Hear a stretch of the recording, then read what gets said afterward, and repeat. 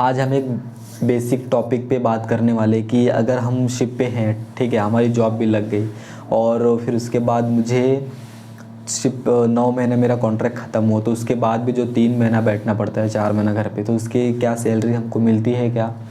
तो दोस्तों मैं सीधी सी बात बता दूं कि उसकी सैलरी आपको कैसे मिलेगी, ठीक है। तो मैं ये कहना चाहूँगा कि आप शिप पे आ रहे हो, ठीक है, कोई भी कंपनी में, मर्चेंट नेवी मीन्स जो होता है प्राइवेट होता है, ठीक है, प्राइवेट होता है, गवर्नमेंट नहीं रहता। गवर्नमेंट और प्राइवेट में बहुत डिफरेंस है। तो मर्चेंट नेवी में क्या होता है कि आप प्राइवेट कंपनी में एक जॉब कर रहे हो। डिपेंड ये करता है कि ये प्राइवेट कंपनी आपको फैसिलिटी बहुत देती है। मर्चेंट नेवी क्यों फैसिलिटी देती? गवर्नमेंट के बिहाफ से फैसिलिटी देती है, ठीक है। गवर्नमेंट के बिहाफ से इसलिए देती है क्योंकि ये एक रिस्की जॉब पड़ जाता है। आप समुंदर में रहते हो, वहाँ का जो तूफ़ान वगैरह हुआ और बर्फ़ हुआ, इन्वायरमेंट का बदलना कम ज़्यादा हुआ, तो ये सब का आप झेलते हो, ठीक है। तो इसके लिए आपको सैलरी ज़्यादा दी जाती है, ठीक है। और प्लस आप माँ बाप से दूर रहते हो, कोई कांटेक्ट नहीं, कोई कुछ नहीं।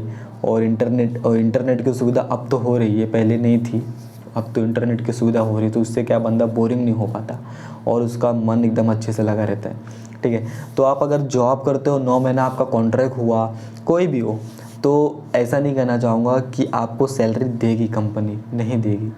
क्यों? क्योंकि आपका कॉन्ट्रैक्ट सिस्टम होता है। कंपनी क्या बोलती है कि बंदे का कॉन्ट्रैक्ट ख़त्म तो भाई आपको छुट्टी दी जाती है, और वो डिपेंड करता है आप छुट्टी लो या मत लो। अगर आपका कॉन्ट्रैक्ट ख़त्म हो गया तो आप बोलोगे मेरा कॉन्ट्रैक्ट बढ़ा दो, मुझे और करना है, तो कॉन्ट्रैक्ट कंपनी बढ़ा देगी, ठीक है, कोई प्रॉब्लम नहीं, कोई इशू नहीं। फिर से मेडिकल वगैरह करके सबको जो भी रहेगा बढ़ा देगी, बट आपको एक बार तो आना ही पड़ेगा और फिर से वो अपने नेक्स्ट शिप पे तुमको भेज देगी। तो ये होता है दोस्तों कॉन्ट्रैक्ट सिस्टम का। लेकिन अगर आप सोचो कि मैं जॉब छोड़ दूँ, मेरा कॉन्ट्रैक्ट ख़त्म हो गया, तो मैं 3 महीना, कंपनी बोले कि आप 3 महीना घर बैठो और फिर उसके बाद जॉब ज्वाइन कर लो, मेरे यहाँ पे है तो क्या सैलरी देगी? ऐसा नहीं है दोस्तों, कोई सैलरी नहीं देती है, ठीक है। तो कंपनी सैलरी नहीं देती है क्योंकि कॉन्ट्रैक्ट आपका ख़त्म है। जब आपका कॉन्ट्रैक्ट बनेगा तभी आपको सैलरी देगी। आपका फिर से मेडिकल होगा, आपका 6/6 का जो भी रहेगा अपना सब चेकअप होगा। इसके ऊपर मैं एक अलग वीडियो बनाया हूँ ऑलरेडी, आप देख लो, नहीं तो फिर से एक अच्छी वीडियो बना दूंगा अपडेट टाइम में 2022 के रिलेटेड कि मेडिकल के अंदर क्या क्या हमारे चेकअप किए जाते हैं, ठीक है। तो मेडिकल एक बहुत इंपॉर्टेंट पार्ट है, शिपिंग लाइन में आने से पहले कराना ज़रूरी है, नहीं तो पूरा पैसा हमारा पानी में जाता है।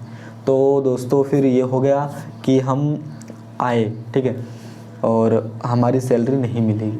हम जॉब जब तक करेंगे तब तक ही हमको सैलरी मिलने वाली है, और कोई भी कंपनी हमको तब तक के लिए ही सैलरी देगी। और आप सोचते हो कि मुझे सैलरी दे दे और मैं 3 महीने घर पे बैठूं, तो ऐसा कोई भी नहीं है दोस्तों। सिर्फ गवर्नमेंट में होता है। गवर्नमेंट बोलती है कि तुमको छुट्टी लेके वापस आना है, ठीक है।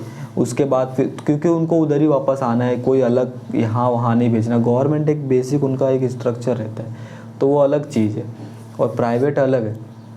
प्राइवेट में क्या है, तुम मूव कर दो, नहीं करना तो छोड़ दो, कुछ भी करो, नहीं मुझे नहीं पसंद, मुझे ये नहीं पसंद, तो प्राइवेट का अलग मैटर रहता है।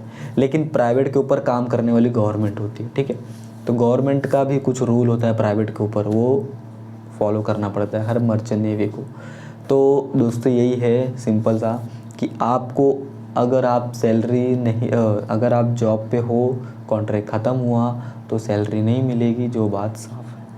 तो थैंक यू सो मच दोस्तों। इस चैनल को लाइक करो, शेयर करो, सब्सक्राइब करो, और अगर आप नए हो तो ज़रूर सब्सक्राइब करो। अपने फ्रेंड्स को बताओ कि मर्चेंट नेवी से रिलेटेड क्या क्या होते हैं, क्या क्या नहीं होते, और मैं आपको हर एक वीडियो बना के दूंगा ताकि आपको कहीं जाना ना पड़े और हर एक इन्फॉर्मेशन इस प्लेटफॉर्म पे मिले, और भी बहुत अच्छे इन्फॉर्मेशन मिले। तो थैंक यू सो मच दोस्तों।